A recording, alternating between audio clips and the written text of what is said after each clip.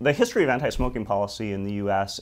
Is one largely of interest group politics. At the national level, there are some big tobacco interests that were stopping much legislation. At the local level, there were a lot of grassroots support for policy change. And at the state level, then these went back and forth. So who would win under what circumstances? So when this policy started spreading out, and it mostly started spreading from California, although there were a few other pockets of how anti-smoking policies, smoking restrictions in restaurants, in bars, in government buildings, youth access to tobacco laws.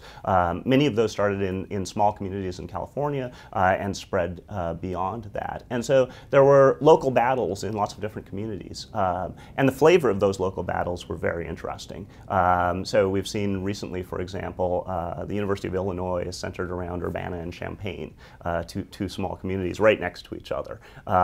And in that case, there was sort of a fear of what we might call competition. This idea that if one of the communities adopted a smoking ban, say in restaurants, then all of the people who wanted to smoke in restaurants would go over to the other community. They'd lose a lot of revenue.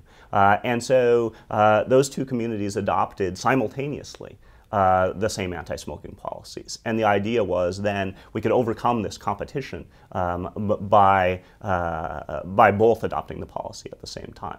The idea of learning is taking place throughout this policy area because we want to know, well, do these policies actually work? Would it work to raise the price of a pack of cigarettes? Would that stop more youths from smoking? And so there's some learning going on in lots of communities. There is the idea of imitation. And the idea of imitation is, well, if Chicago has adopted an anti-smoking policy, would its surrounding communities, would Evanston want to adopt it to appear like Chicago, or does Evanston want to be its own community and not imitate so much?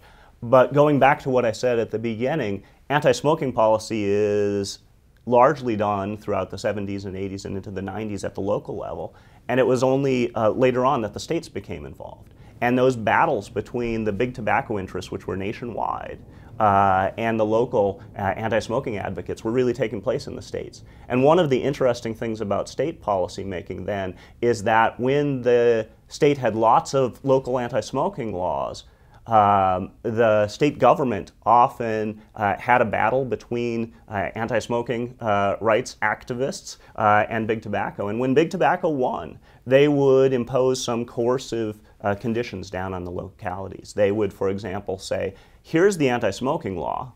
It is an anti-smoking law, but it's not very restrictive. And no locality can be more restrictive than the state law. And so that would preempt local laws. And so that was a battle taking place at the state level that very much influenced local tobacco policy as well.